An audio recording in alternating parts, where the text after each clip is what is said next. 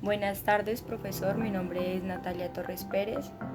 Este es mi trabajo final, el cual es un recuento de todo lo que vimos durante todas las clases con el objetivo de hacer menos tedioso el aprendizaje, en el cual se abarcarán una serie de temas y pues iniciaremos con las obligaciones en general y también hablaremos de los contratos y finalizaremos con el ejercicio de liquidación del daño.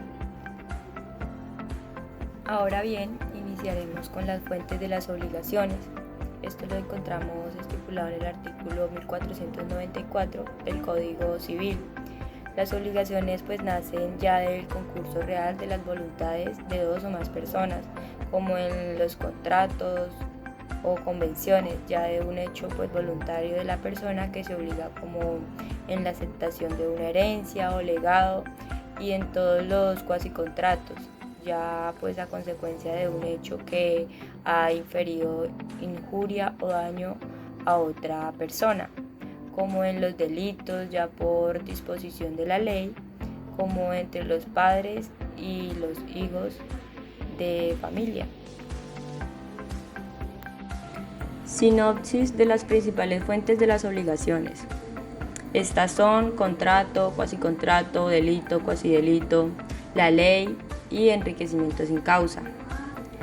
La primera, en el contrato, esta pues una parte se obliga para con otra a dar, hacer o no hacer alguna cosa.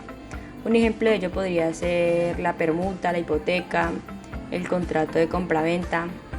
En cuanto al cuasicontrato, en este se contrae sin convención, ya sea por la ley o por un hecho voluntario de las partes. En este, pues un ejemplo de ello podría ser la agencia oficiosa o gestión de negocios ajenos, también el pago de lo no debido y también pues la comunidad. En el delito, este nace de una conducta o hecho ilícito cometido con la intención de causar un daño. Un ejemplo pues de esto podría ser, pues surge la obligación de indemnizar a la víctima sin perjuicio de la pena principal. En cuanto al cuasidelito, este surge de un hecho culposo cometido sin la intención de causar un daño. Pues en este pues da lugar a la obligación de indemnizar a la víctima sin perjuicio de la pena principal. Y la ley, pues estas son obligaciones creadas por la ley o por un hecho voluntario entre las partes. Por ejemplo, obligación alimentaria de padres a hijos y de hijos a padres. Y por último tenemos el enriquecimiento sin causa. En este pues es un incremento del patrimonio de una persona con el empobrecimiento del patrimonio de otra sin justificación. Un ejemplo de ello podría ser lesión enorme. En este pues el vendedor recibe menos de la mitad del justo precio, y para el comprador, cuando el justo precio de la cosa que compra es inferior a la mitad del precio que paga por ella. Clasificación de los contratos. Los contratos se clasifican en unilateral, bilateral, gratuito, oneroso, conmutativo, aleatorio, principal, accesorio, real, solemne y consensual. El unilateral, este puede generar obligaciones para una parte, la otra no contrae obligación alguna. En el bilateral, en este puede generar obligaciones para ambas partes. En el gratuito genera utilidad para una de las partes, la otra pues sufre el gravamen. En cuanto al oneroso, este genera utilidad para ambos contratantes. En cuanto al conmutativo, este crea obligaciones recíprocas y equivalentes para ambas partes. En cuanto al aleatorio, este pues depende de una contingencia incierta de ganancias o pérdidas. En cuanto al principal, este pues subsiste por sí mismo sin necesidad de otro contrato. El accesorio, pues su finalidad es asegurar el cumplimiento de una obligación principal y pues no puede subsistir sin ella. El real, para su perfeccionamiento es necesario la tradición de la cosa a que se refiere. El solemne, para su validez, requiere de formalidades especiales señaladas en la ley. El consensual, que es el último, pues se perfecciona con el solo consentimiento. Ahora hablaremos más a fondo acerca de la clasificación de las obligaciones. La primera es por su fuente. Estas son contractuales, legales, extracontractuales. Estas son por el hecho de las cosas. Estas son voluntarias. También tenemos los cuasicontratos, los delitos, los cuasidelitos, el abuso del derecho, el enriquecimiento sin causa, pago de lo no debido. Pero como tal, esta va de acuerdo al origen de la obligación. Como tal, la clasificación se origina de acuerdo a su fuente.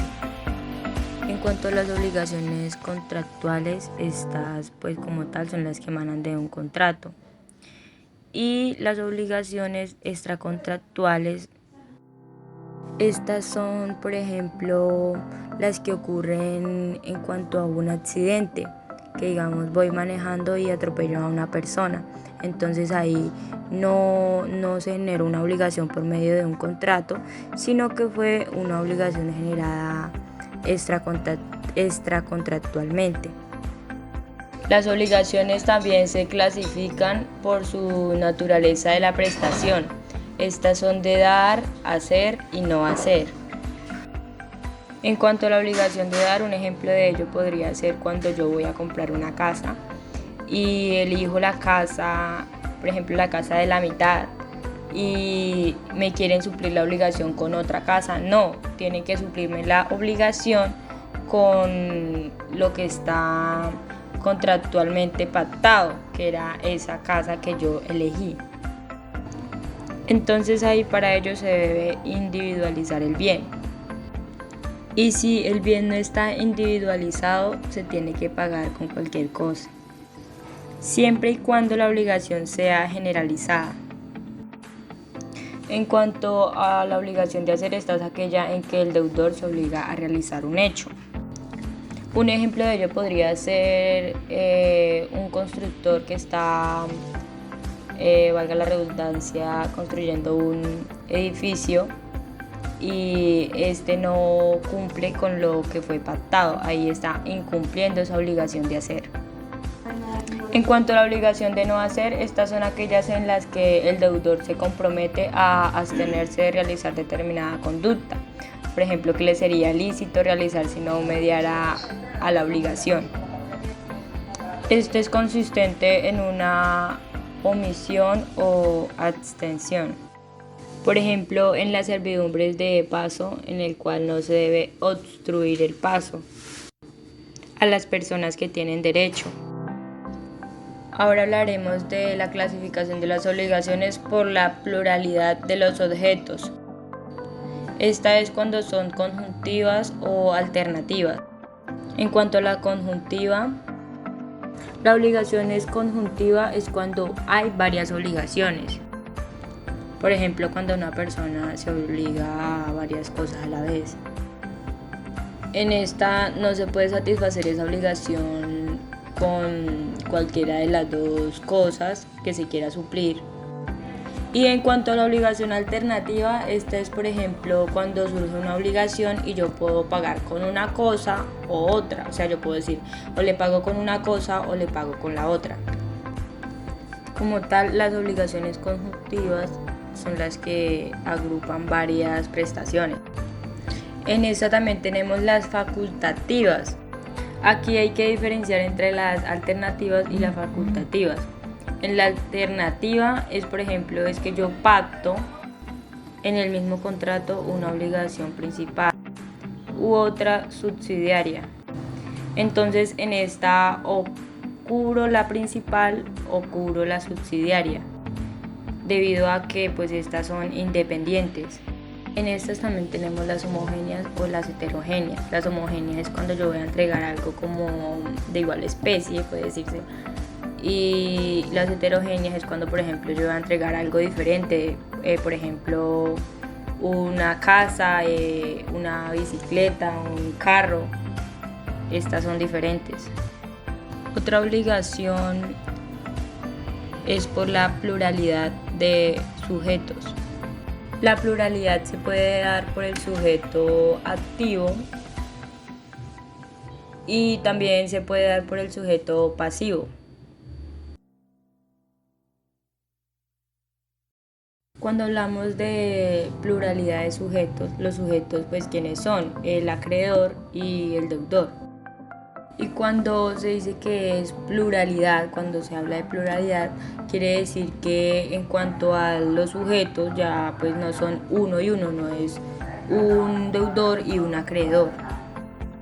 Un ejemplo de ello podría ser cuando se arrenda una casa, que por ejemplo la arrendan dos personas, entonces a ella habría pluralidad de sujetos, pues en el sujeto activo, que es el arrendador, y hay pluralidad en el sujeto pasivo, que es el arrendatario.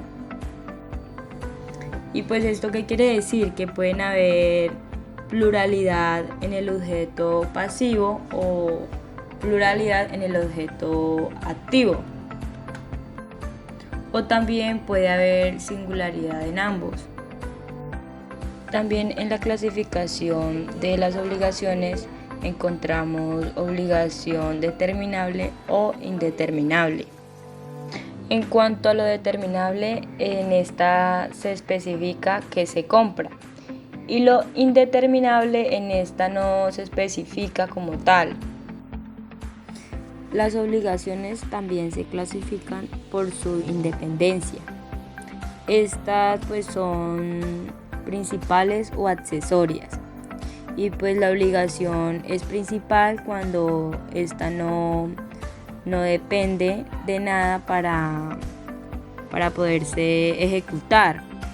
No depende de ninguna otra para ello. Un ejemplo de esto podría ser un cheque. Y pues esta es una obligación principal. Y la obligación es accesoria cuando depende de otra obligación, pues para sí mismo poderse ejecutar.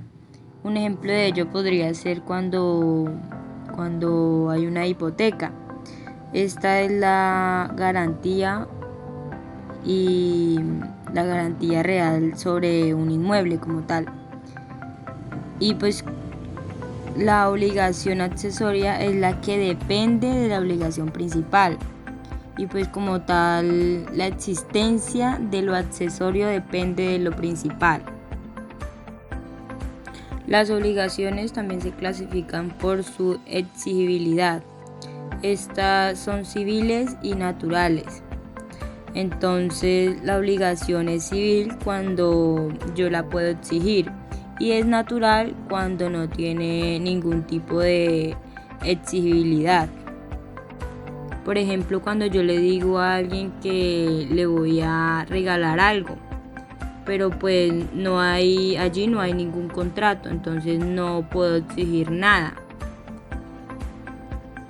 Y pues también tenemos otra clasificación de las obligaciones, que es de medios y resultados.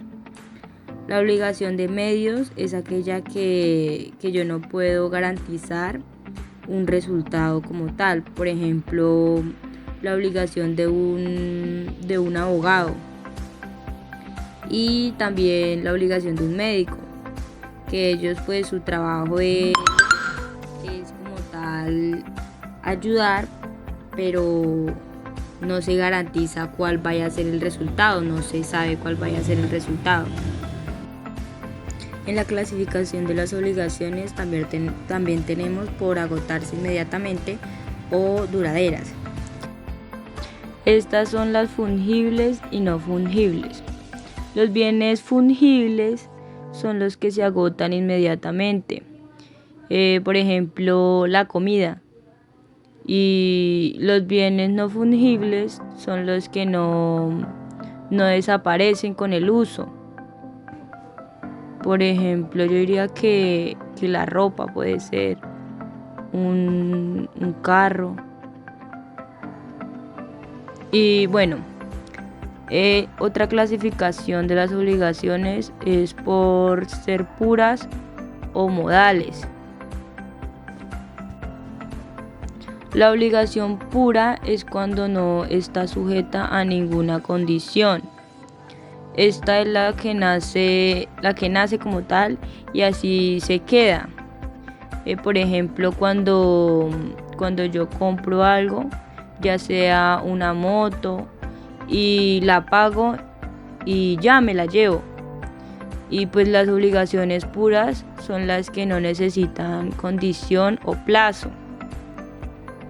La obligación modal, esta sí está condicionada. Otra clasificación de las obligaciones es según su naturaleza del vínculo.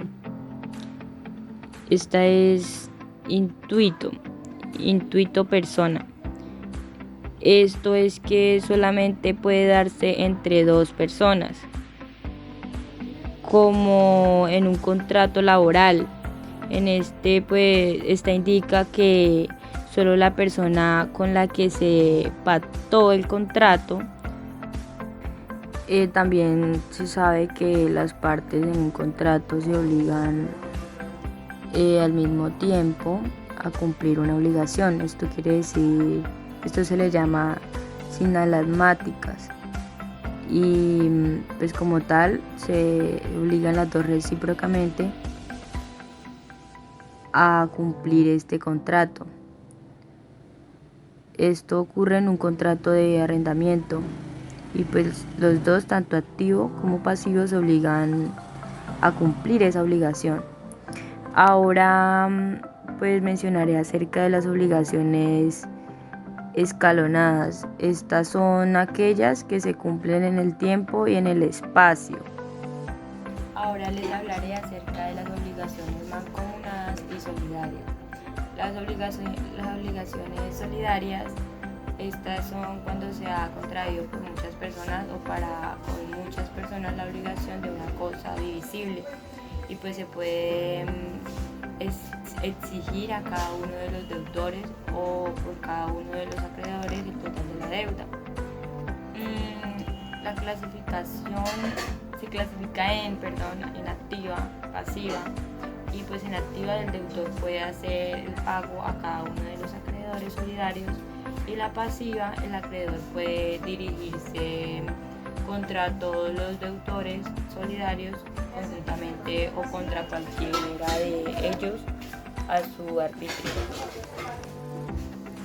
En las obligaciones mancomunadas, estas pueden ser activas, y esto quiere decir que hay pluralidad de acreedores, o pueden ser pasivas, esto quiere decir que hay pluralidad de deudores. En estas uno de los deudores paga su parte y queda pues liberado de la obligación. Clases de interés. Entre estos tenemos el interés remuneratorio. En estos son pues los intereses que se dan dentro del plazo. Estos se causan no con mora, pues porque no hay una mora, ya que se pactan para remunerar el plazo. En cuanto al interés moratorio, este se da ya con mora. En este se liquidan a la mitad del doble del interés corriente.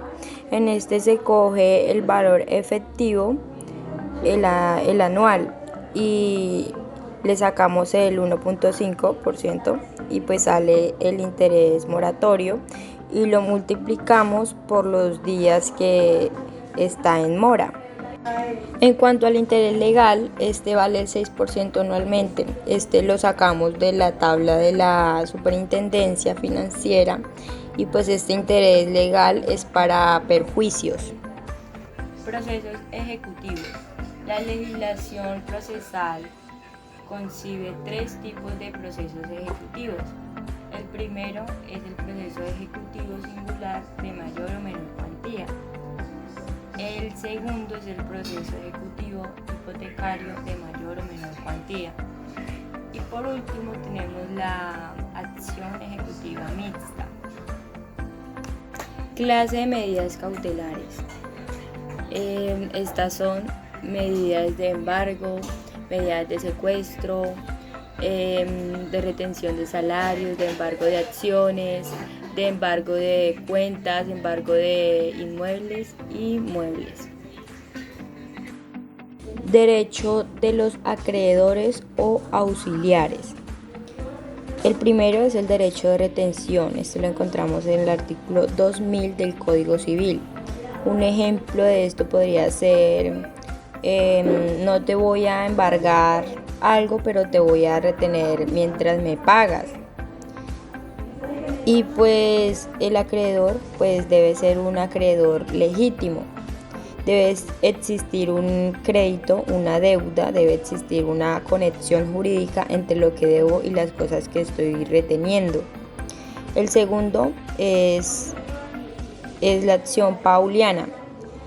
Esta pues es aquella acción que tiene el acreedor para demandar al deudor y al nuevo adquiriente pues de un bien para probar que hicieron un acto fraudulento para engañar y pues no pagar lo que deben. Acción que tiene el acreedor para anular y rescindir el negocio jurídico que hizo el deudor para evadir esta obligación. El requisito para ello es que solo puede ser ejercitada por un acreedor que adquirió el crédito con anterioridad a esa venta que se hizo. Y pues como podemos ver, en esta acción pauliana hay un acto de mala fe. Y pues para todo ello debe de haber un perjuicio del acreedor. En cuanto a la acción oblicua o subrogatoria, en esta es aquella acción que yo tengo frente a ese deudor que es pernicioso, que es perezoso, un deudor que no quiere actuar y pues le da pereza cobrar lo que debe para no pagar. Y pues le puedo decir a otro deudor que le pague a la persona que me debe y esa persona tendría ya que pagarme a mí. En cuanto a la simulación, en esta se oculta un negocio jurídico que verdaderamente se dio. En este no hay engaño, pues en esta puede ser total o parcial. Traslado de las obligaciones. Se habla de transmisión de las obligaciones cuando uno de los sujetos de la obligación transfiere su posición en el vínculo obligatorio a otro sujeto.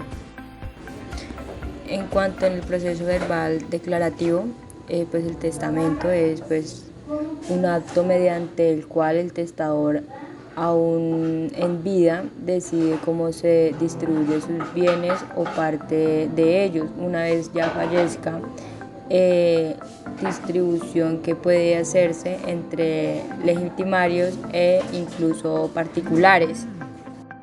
En cuanto al testamento abierto, es conocido por todos los herederos y pues lo hago y se los muestro entonces y pues ellos saben a quién le tocó cada cosa, de eso se trata. Y el testamento cerrado, el testador es el único que conoce el contenido del mismo y pues será conocido el contenido al fallecer el causante. Con la muerte pues se puede trasladar la obligación. Y la herencia se puede recibir con beneficio de inventario. Y pues en este pues se equilibran los activos y los pasivos.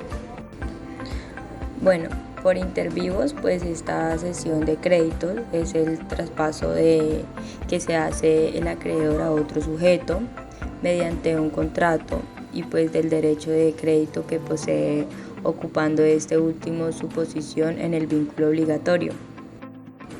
Requisitos: nota de cesión y entrega del título. También se requiere notificación del deudor, acepte o no, la cual puede ser expresa o tácita. Y si no se hace la notificación al deudor, el pago que éste pues haga al anterior al acreedor es válido. En cuanto a la cesión de la obligación entre acreedores, pues los títulos valores circulan mediante endoso.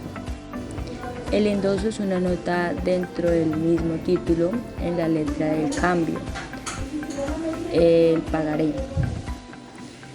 Y en el crédito se requiere contrato y notificación. Efectos. El contrato de cesión de crédito presupone la responsabilidad del crédito. Pues este debe garantizar la existencia del crédito al momento de la cesión. Es decir, que el cedente es el acreedor real del vínculo obligatorio y que su deudor realmente ha contraído una deuda con él. Y pues no obstante, el cedente no se hace responsable por la solvencia, la factura de su deudor, si tal responsabilidad se pacta, y pues el cedente solo será responsable de la solvencia presente. La cesión de contratos, en esta la cesión surtirá efectos entre las partes desde el mismo día en que ha sido celebrada, de tal manera que quien cede un contrato es responsable por la existencia y pues garantías y validez del mismo, pero no será de igual manera responsable del cumplimiento. Se puede ceder el contrato para que sea ejecutado en las mismas condiciones establecidas. Cesión de derechos procesales y herenciales. Subrogación de un crédito. En este el deudor que paga se traslada a la ubicación de acreedor y pues cambia de pasivo a activo. Y por último tenemos la diputación. Esta es aquella autorización que doy para que una persona cobre a mi nombre. Un ejemplo de ello podría ser: déjeme la plata con mi esposo, o con el vigilante, o con el administrador, puede ser. Extinción de las obligaciones. El modo de extinguir de las obligaciones es por solución o pago efectivo. Este es el cumplimiento total de la obligación. Por la novación, esta es la sustitución de una nueva obligación a otra anterior. La transacción, en esta el contrato por el que las partes terminan extrajudicialmente un litigio pendiente o precaven uno futuro. La remisión, esta es la condonación o perdón que hace el acreedor al deudor y pues se asimila a una donación. La compensación, esto es cuando dos personas son recíprocamente deudoras una de otra. Por confusión, esta concurren en una misma persona, las calidades de acreedor y deudor. Pérdida de la cosa que se debe. Es el cuerpo cierto que se debe, perece y pues se destruye, deja de estar en el comercio o desaparece y se ignorará pues si existe. Declaración de nulidad, rescisión. Falta pues de alguno de los requisitos legales para su validez, entonces por eso se extingue. Evento de la condición resolutoria. En este pues la cláusula que se incluye en los contratos bilaterales para subordinar la adquisición o pérdida del derecho. Por último tenemos la prescripción. Este es el modo de adquirir el dominio de los bienes ajenos. Clasificación de actos o negocios jurídicos. En las clases son pues la primera, actos jurídicos unipersonales y convencionales. Esto pues son criterios que responden al número de las partes. Estos se dividen en unipersonales y convencionales. En unipersonales es pues aquel en el que solo participa un sujeto, y convencionales aquel en el que participan dos o más partes conformadas independientemente entre sí. Hay dos o más extremos en la relación jurídica. Actos jurídicos formales e informales. Este pues criterio que responde a los requisitos o formalidades que exijan Los formales requieren del cumplimiento de unas formalidades o solemnidades determinadas por la ley o las partes contractuales al momento de celebrar y ser otorgados. Los informales son aquellos que se perfeccionan con la sola voluntad de los sujetos y no requieren de formalidad alguna para su perfeccionamiento y nacimiento a la vida jurídica. Actos jurídicos típicos y atípicos. Estos pues son criterios relacionados a la nominación en la ley o no. Estos son típicos nominados. Han sido pues particularmente regulados por la ley, y los atípicos innominados no han sido regularmente no han sido reglamentados propiamente en la ley, y sus estipulaciones no encajan como tal en los actos regulados legalmente. Actos jurídicos gratuitos y onerosos, criterio que responde a utilidad del mismo.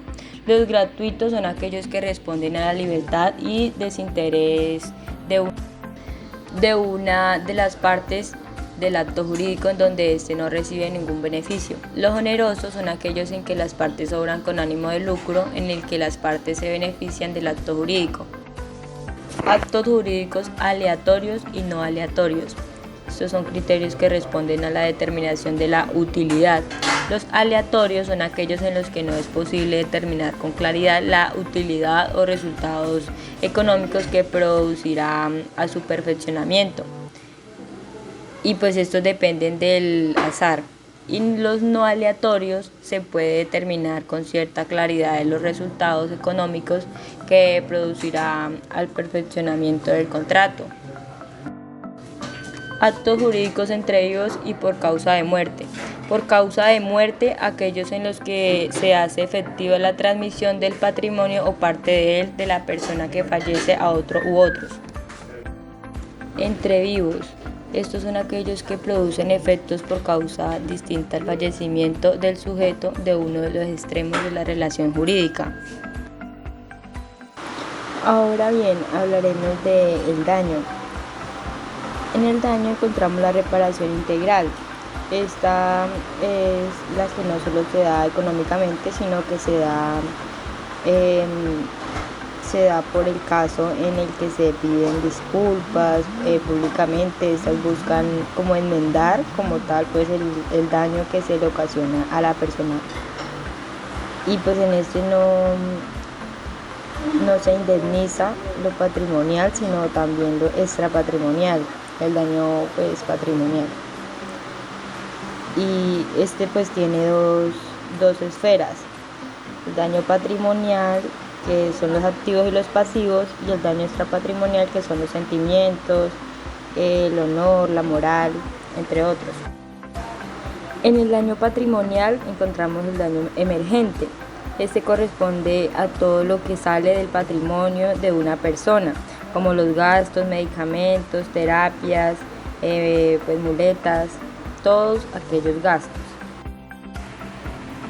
En el lucro cesante corresponde a todo lo que deja ingresar al patrimonio de una persona, como los salarios, honorarios, cánones de arrendamiento, dividendos, ganancias, comisiones, etc. Para liquidar un daño emergente, tenemos que tener claro que, primero que todo, que el daño emergente y lucro cesante consolidado, pues va hasta la reclamación del daño. Se indemniza hasta que se dé por terminado lo causado.